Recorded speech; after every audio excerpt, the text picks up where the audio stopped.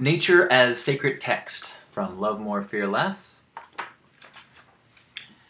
I have been devouring science documentaries. To me, studies of the natural world are better tools for studying God than sacred texts. A sacred text is a man's attempt to put the inexpressible into words. Often those words are then translated.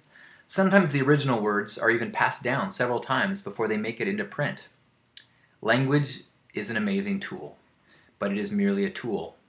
Remember in high school when your writing professor would repeat the mantra, show, don't tell? Don't tell me the flower is pretty, show me its beauty. Describe the colors and patterns and play of light. But even the greatest poet could not accurately convey the baffling beauty of an orchid.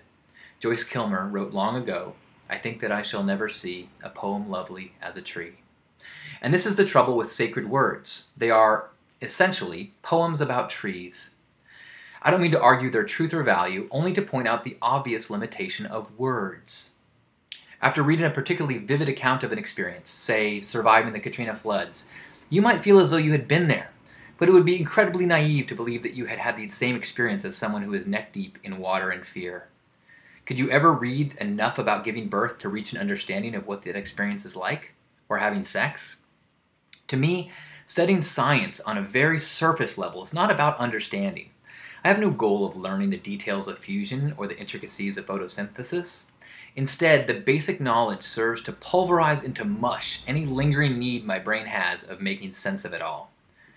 Understanding how it works equals impossible and stressful.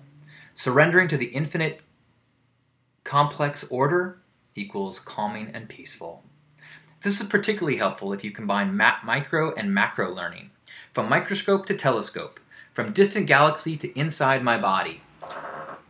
No matter how far my attention goes in any direction, it never stops uncovering an incomprehensible level of order, chaos, drama, and interconnectedness. The human drama, with its adultery, career paths, and invention, is no more complicated or important than the drama of marshland biosphere or a distant pulsar. The universe is fractally amazing.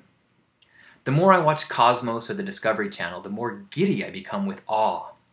It seems to me that this awe and appreciation is immensely more important than understanding. I can enjoy a roller coaster without understanding the physics. I just have faith that the track is constructed in such a way that it supports the speed, gravity, and torque of the ride. I could read a book about how the ride should be ridden. I could follow the exact steps a legendary rider of the past took.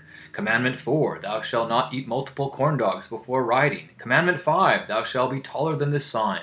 Commandment 6, on the Sabbath, lines are longer, so try to go midweek, etc. The rules and descriptions can certainly be helpful, but they must be understood in their place. Too many people are reading the rules as they are writing, so focused on the abstract that they are not enjoying the actual experience. It may sound trite to suggest to someone that they stop to smell the flowers, but on the contrary, this is profound spiritual guidance. For me, the natural world holds direct glimpses into the divine.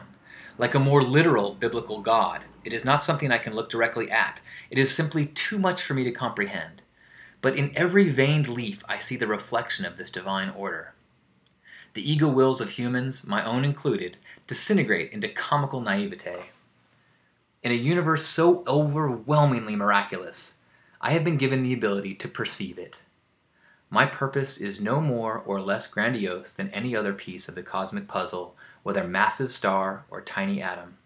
But what is significant, more so than anything else that defines my existence, is that I am able to perceive and ponder this miracle as it unfolds. It is a unique human gift, and our appreciation of this gift defines our life and our relationships with all other life. Of course, it's pretty ridiculous to try to explain all of this with words. I think that I shall never see. That was a reading from Love More, Fear Less, available on Lulu by John Halcyon Stinn, or go to lovemorefearless.com.